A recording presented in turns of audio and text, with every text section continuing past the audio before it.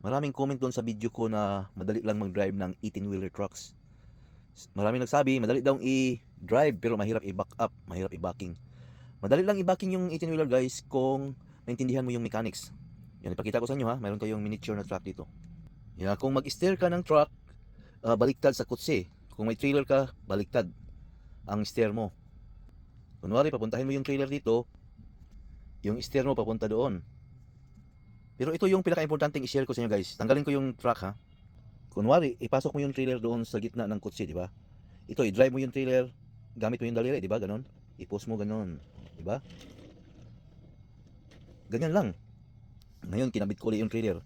Ganon lang gawin nyo guys. I-drive mo yung trailer, gamit yung truck. Oh, ganyan no. Pasok mo dyan, oh. Ganon mo intindihin. Tingnan mo kung saan yung direksyon ng trailer. Ang gamitin mo yung truck. I-drive mo yung trailer. Ganon. Naintindihan mo nyo ko? Get niyo ba? Of course, kailangan ng practice. At least maintindihan mo yung mechanics kung ano yung dapat mong gawin.